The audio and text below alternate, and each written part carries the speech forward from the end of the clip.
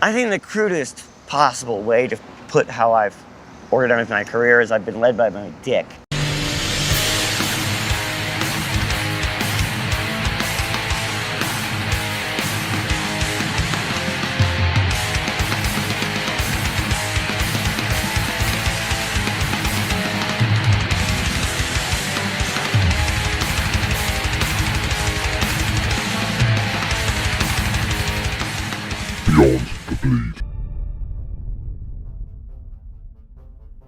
Robocop is one of the definitive sci-fi action films of the 1980s. Sharp, smart, satirical, violent, with a cynical look at 80s corporate America. Before we get into Frank Miller's entanglement with Robocop, an entanglement? Yeah. we have to take a look at the nuts and bolts of the iconic 1987 film. Ed Neumeier was developing a satirical script about corporate America, centering around a man who gets changed into a robot. He started working on writing the script before he began working as a junior executive at Universal Studios. Many people at the time would try to persuade Neumeier to go in another direction and not focus on sci-fi for his first script, but he wasn't willing to give up his idea. Neumeier wasn't very happy working at Universal in his executive position and would work on his script in his free time. Right before he started working at Universal, Neumeier was working late on the same studio lot where Blade Runner was being filmed. After work, he would wander off to the set. At that time, he didn't even know the name of the film that was being shot. He was surrounded by enormous street sets. With so many members of the crew, Neumeier was able to get into the art department, working on Blade Runner for full nights. On a particular night, Neumeier recalls sitting on the street of the Blade Runner set at around 4 AM and asking a member of the crew, "What is this movie actually about?" Neumeier recalls how that crew member pointed at the actress, Sean Young, and said, "It's about a robot, and she's a robot."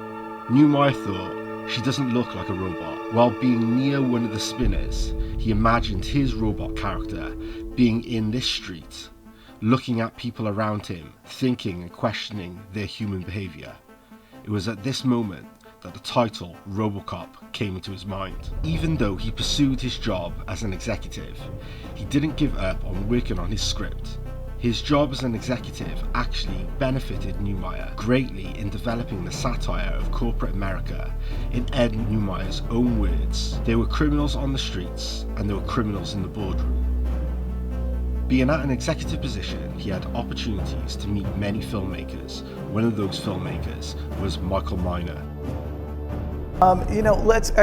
Jon Davison famously, or somewhat famously, said about the film that he called it fascism for liberals, which I thought was a really unusual quote. What does that mean exactly? But that it was sort of a fascist fantasy for the liberal sensibility. So we could talk a little bit about the politics of it, that it is this hybridization between the ideas of a kind of avenging force, but yet the force is not directed necessarily at the crime element, although they are at the center, but at this institutional critique, right? And that's the shift. Sure. I mean, so much has happened since then, all the way up to Ferguson. So you have to figure, at least my feeling was that it was comic relief for a cynical decade. We watched Reagan, and I'd watched Reagan since he operated here in California,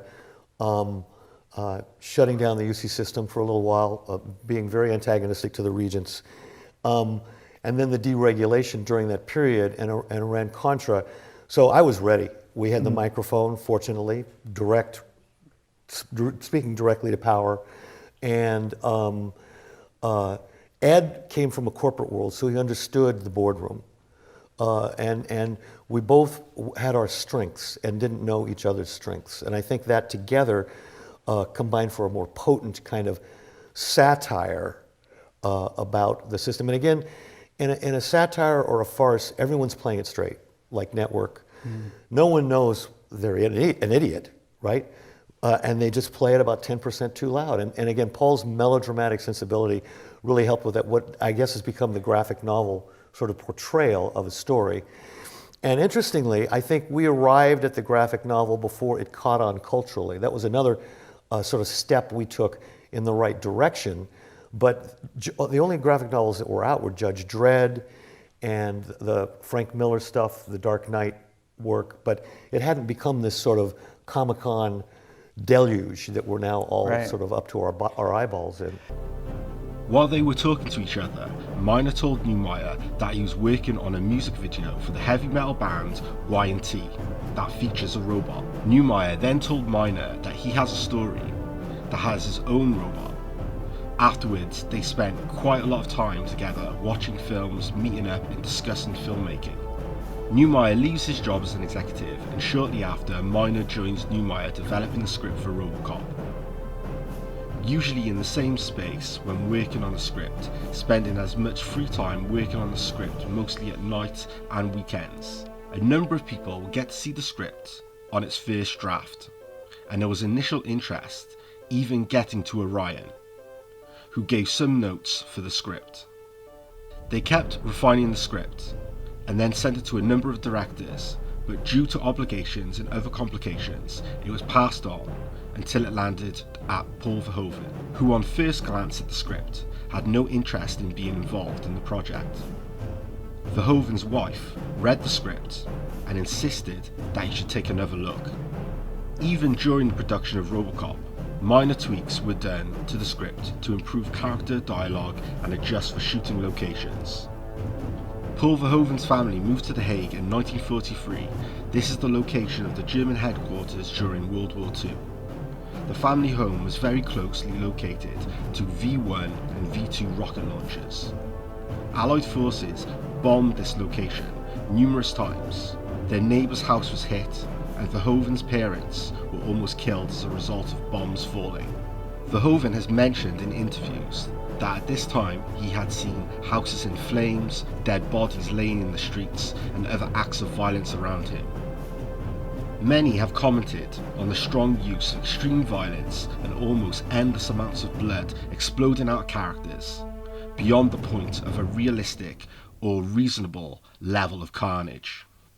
The violence in his sci-fi trilogy of Robocop, Total Recall, and Starship Troopers often show violence against scenarios and environments that we can recognize. Introducing strong, prolonged acts of violence creates a stronger reaction from the audience. Get out of the way! Move!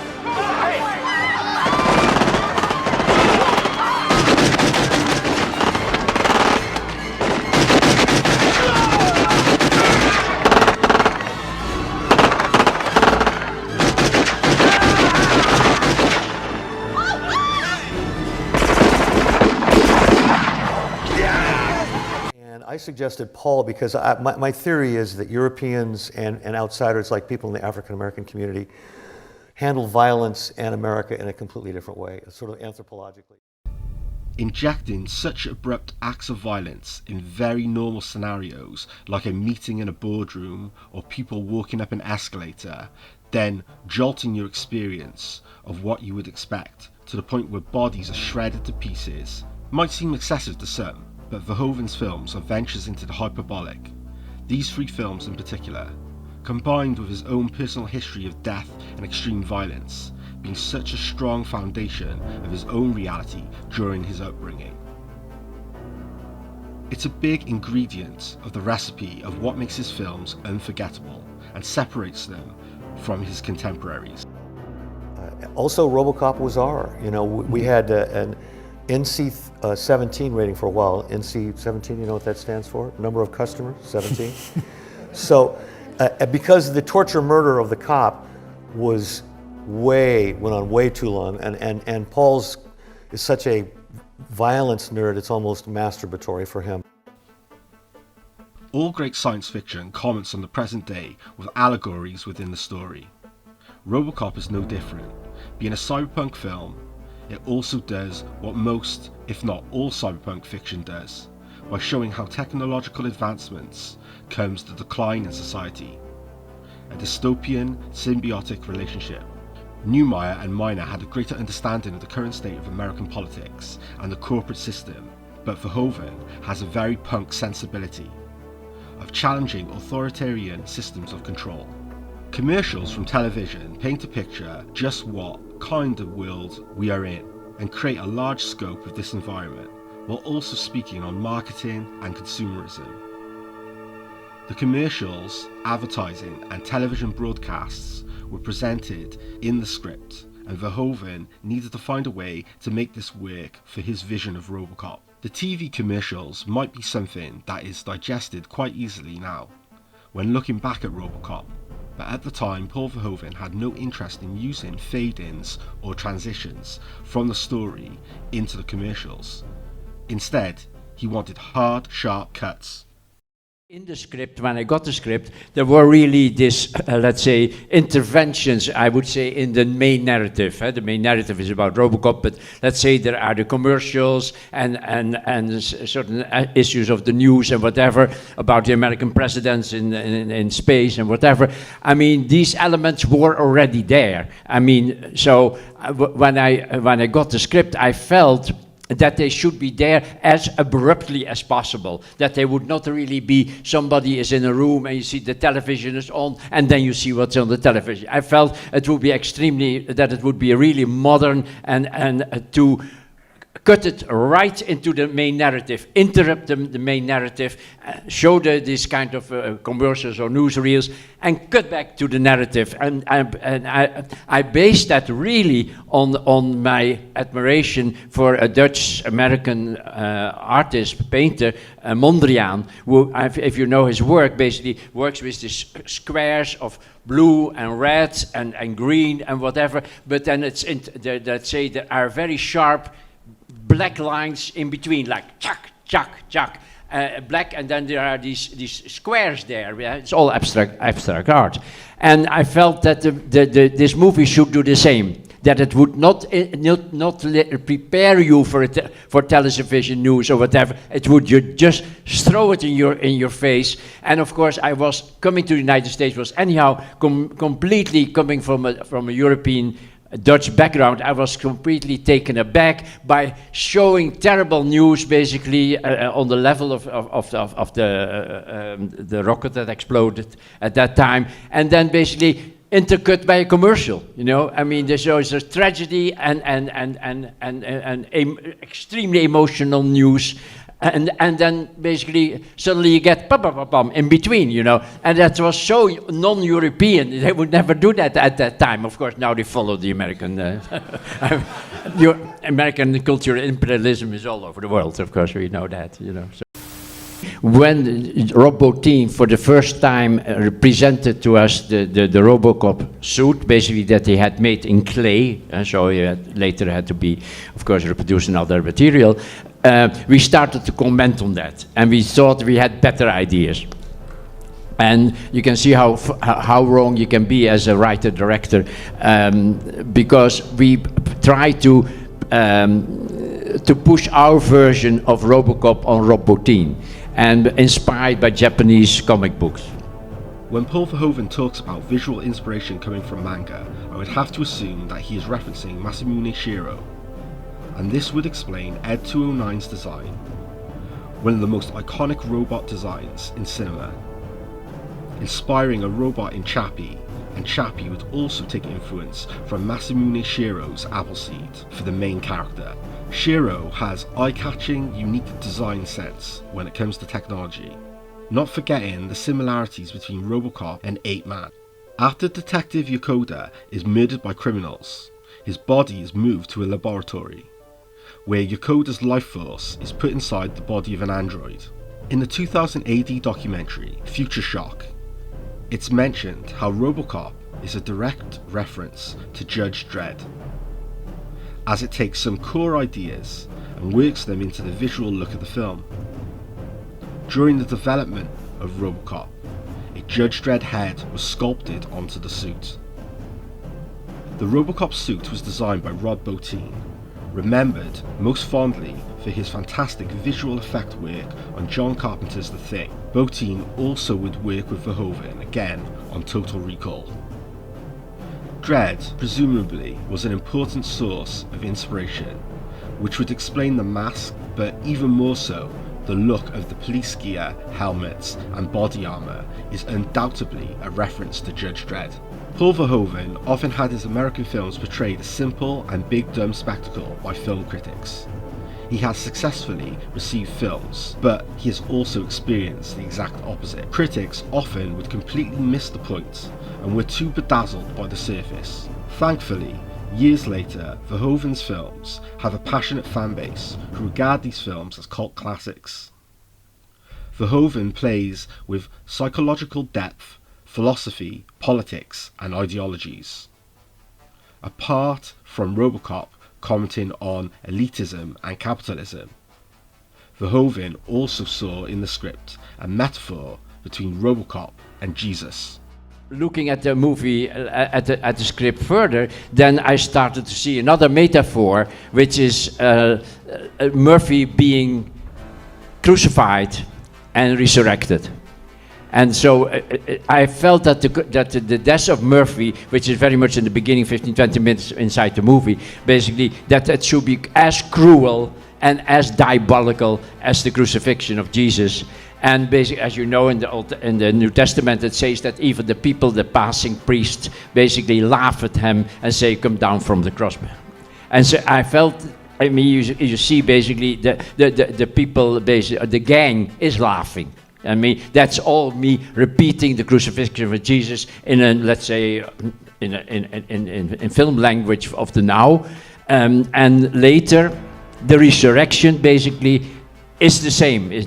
There is this moment that we go to total blackout, and what people that are Christian would say, descent in hell, of Jesus' descent in hell, and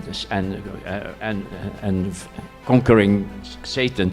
But for me, it was a blackout, in fact, and then coming back step by step, and becoming reprogrammed in a different way. And if you really would take the Gospels and look at the words of Jesus after his so-called resurrection, you would see that his language has become extremely simplistic, like what Murphy says, isn't it? Thank you for your cooperation. I understand. Etc. There's text like that continuously throughout the movie. If you look at the post-resurrection words of Jesus, the same. Why don't touch me? Here, feel and touch. Do you have something to eat?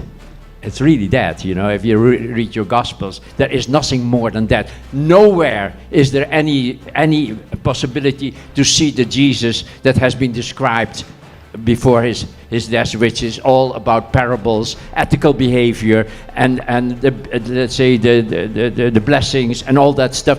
That seems to be all evaporated. He only says, "Can you give me some fish?" Very interesting. So I felt that Murphy resurrecting should be simplistic and basically have a program and have very few words, till he at the end comes back to himself and say, "I'm Murphy." That was the idea. I mean, I didn't push that. Of course, you see at the end of the movie, the last scene when he walks, basically, when you see them, when Clarence Boddicker is there, and you see there the walls of say the walls of Jerusalem or the walls of Troy or whatever, and they walk up towards each other, Robocop and Clarence Boddicker, the meanest guy of the movie, and then. I built underneath the water, I built a grid, you know, so that he could walk over water and say, "I don't arrest you anymore. I'm going to kill you." He doesn't say that, but he means, "I'm going to kill you now." And that's why I call it the American Jesus.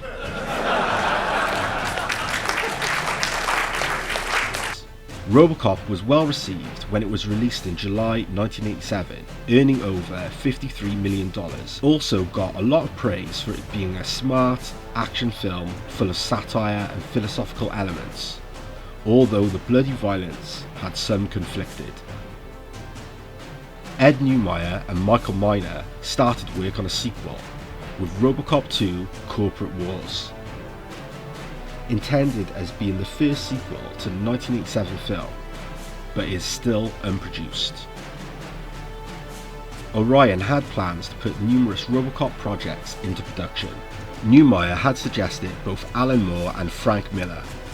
Alan Moore rejected being involved, but Frank Miller showed interest. Alan Moore and Frank Miller are both responsible for the Dark Age of comics.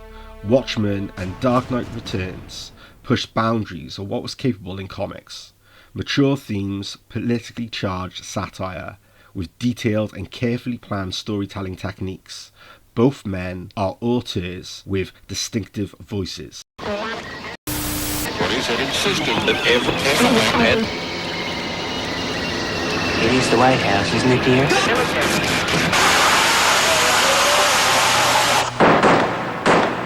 Whatever stories I write have to do with my reactions to what's going on around me, with the world that I live in right now, with 1980s America, which is a very frightening, silly place.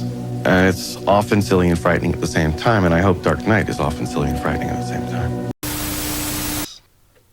Frank Miller would seem like a perfect fit on paper when taking on the world of Robocop.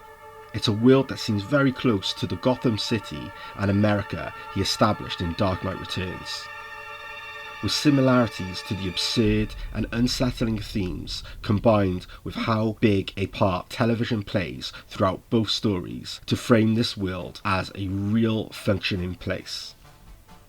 Miller's Gotham City owes a debt to New York City of the 1980s, with paranoia and frequent acts of escalating violence. Bernie Getz, encapsulating all of this, would have left an impression on Frank Miller.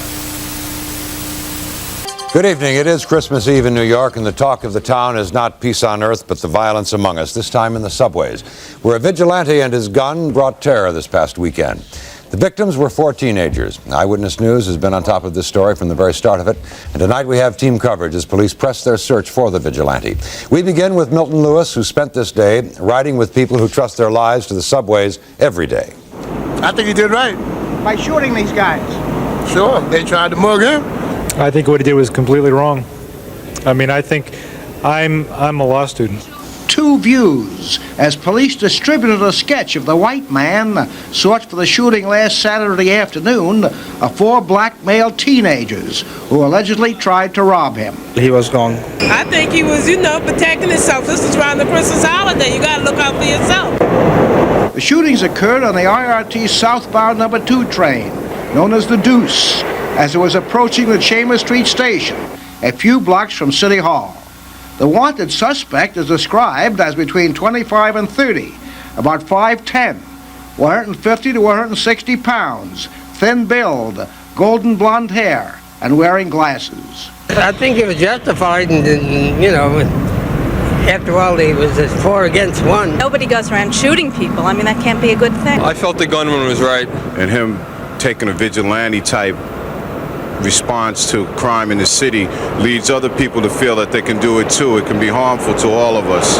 Of the 4 young men shot, 3, according to police, carried sharpened, heavy-duty screwdrivers, and one source quoted them as saying they carried them for protection purposes, not to commit a crime. I think he did right. I really do. Because somebody's got to do something, and the police aren't always there. Police reported receiving more than 500 calls praising the man who shot the teenagers, 3 of whom have arrest records, according to police. Milton Lewis, Channel 7, Eyewitness News. The involvement of Ed Neumeier and Michael Miner with the Writers Guild of America strike in 1988, mixed with the studio's eagerness for the sequel to Robocop, both writers were fired from the project. Miller was hired to do the script for Robocop 3, but after the firing of Miner and Neumeier, he was quickly moved over to Robocop 2. Frank Miller was new to the world of scripting for film and wasn't familiar with all its limitations. Orion stated that his script was unfilmable. He would go through 4 more drafts of the script, trying to adjust to the studio's requirements, and would have involvement and share a credit with Wallen Green. Robocop 2 did well on its release, debuting as the 2nd highest film at the box office in its opening weekend. Even so, it wasn't received as favourably as the first film. The script was butchered, and Frank Miller's vision for Robocop wasn't fully represented. Only fragments remained from his idea for Robocop 2. Miller had no interest in returning to Hollywood since his experience was so negative. That was until Robert Rodriguez convinced him with his adaptation of Sin City. There's a moment in the film where you can see Hartigan firing 2 handguns, one of those being Robocop's. Miller talking about his experience with screenwriting. A screenwriter is much like being a fire hydrant, with a bunch of dogs lined up around it. Michael Miner and Ed Neumeier had 3 rules that they would never do in Robocop. He can't kiss a girl, he can't fly, and he can't ride a bicycle.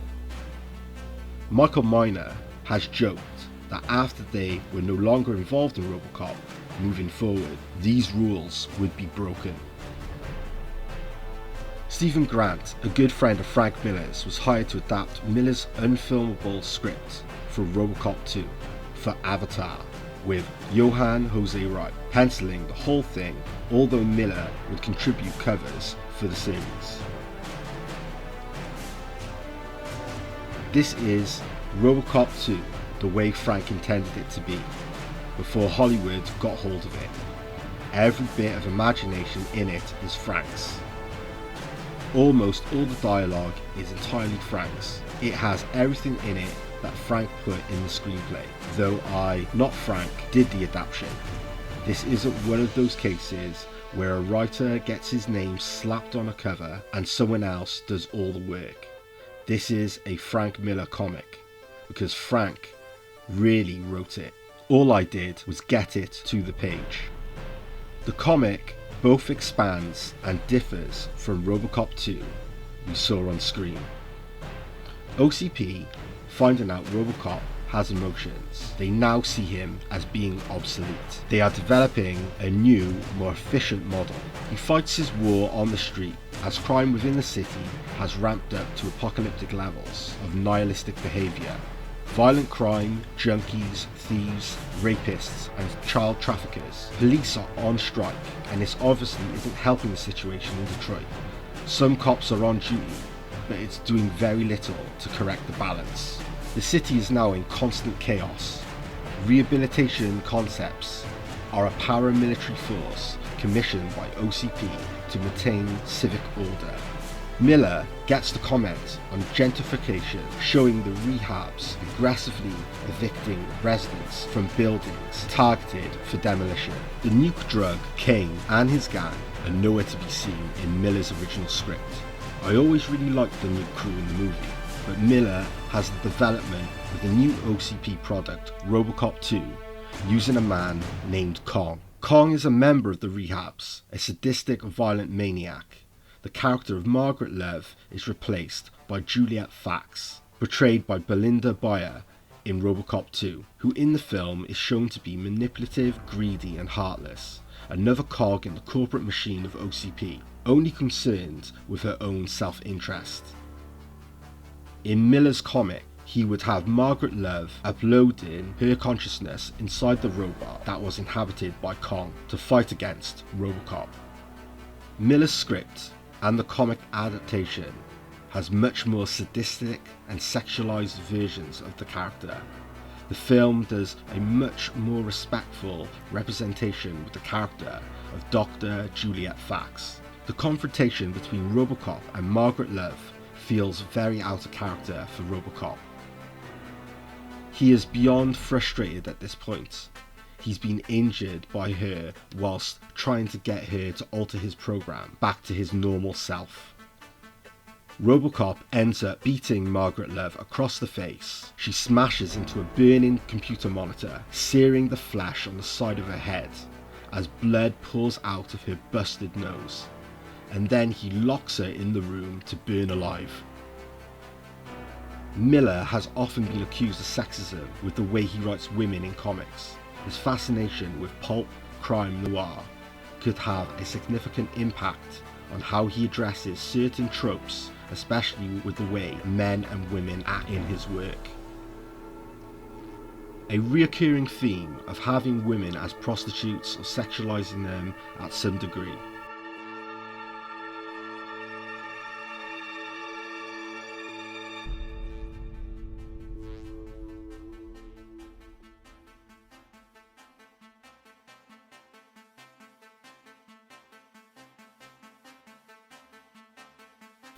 Even though Margaret Love plays an important part in the story, a woman with a great deal of independence and intelligence, she's also sexualized and used as a way of introducing a sleazier element to the story for the audience, as well as the men she works with leering over her. I believe themes like this can work in comics and manga, but should not be senseless, just showing this stuff for the sake of it. This also applies with the use of violence. These are strong tools for the narrative and revealing aspects throughout the story like morality, world building, etc. Miller does this somewhat, but making every woman fall into this trope, it becomes lazy and they end up feeling more like caricatures and less like believable characters. Even Lewis isn't safe from Miller's portrayal of women, which directly contradicts the interpretation of the character by Miner, Neumeier and Verhoeven to some degree. Her clothes are often blown away by explosions and battle damage for cheesecake wardrobe malfunction. If this was Miller's creator-owned work, it wouldn't be a glaring issue, but this being Robocop, it really shows a division between Miller and the creation of Neumeier, Miner and Verhoeven. Just like what Verhoeven would go on to do with Starship Troopers, he shows mixed lockers and changing rooms for the cops, and now they have been stripped away from their gender and are treated equally. Rather than being defined by gender, they are defined by the fact that they are cops, and dealing with the daily struggle of oppression of OCP and the increasingly chaotic violence of the streets of Detroit. What I'm after when I draw my pictures is I'm after your guts. I want you to feel something. I don't want you to like me necessarily. It's like the same with my characters. And what I'm after when I draw is evocation. It's not pretty. I love beauty. I don't care about pretty. Miller isn't a comic creator who deals in sensitivity. His work, from his best to his worst, is angry, having a hyperbolic sexualized view of women, fascist elements, societal commentary, viscerally violent and racial caricatures are all within those pages. And if he can find a way to work in a swastika or two, he will. It's very clear that with his approach to Robocop, that he isn't just playing along with the rules of this world and its characters, but he's also expressing himself through this world, just like he would do with any comic. The chaotic violence and destruction ramping up fits.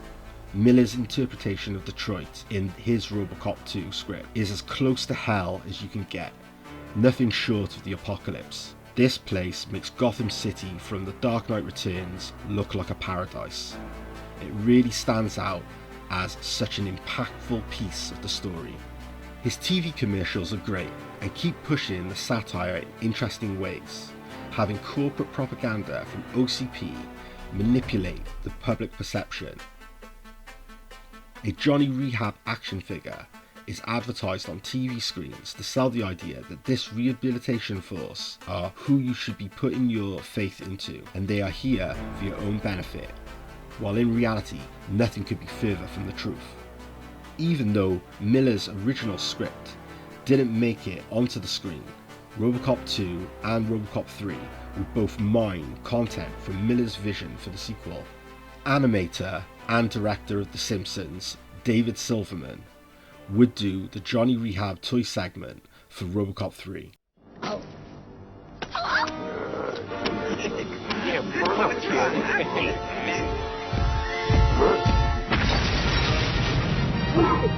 Johnny. Rehab! Hooray!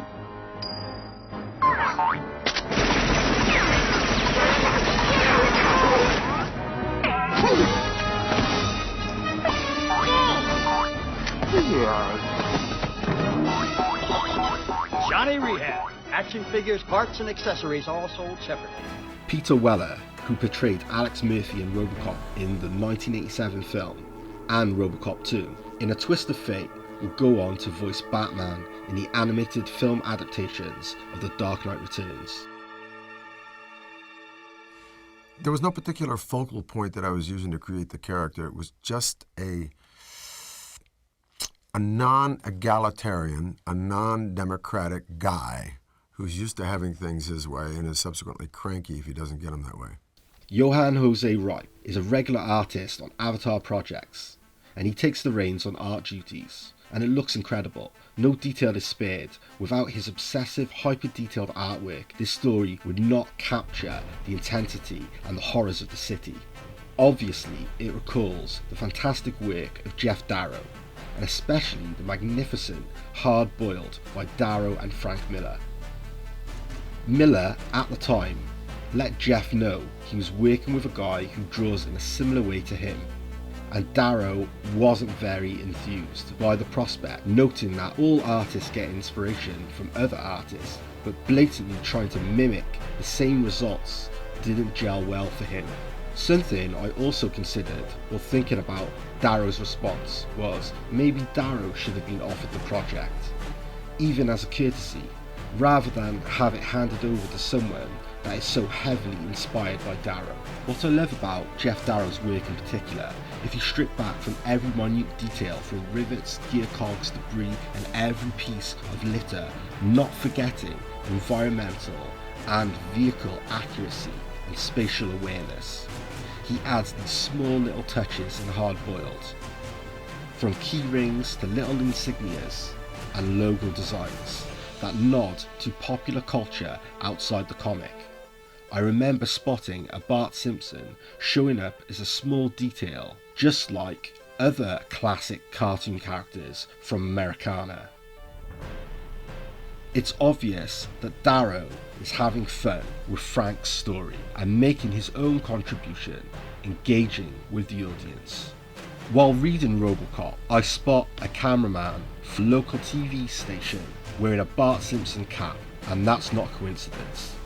Robocop 2 isn't a perfect movie, and Frank Miller's script isn't either. Miller's script definitely would have been unfilmable, like the studio proclaimed.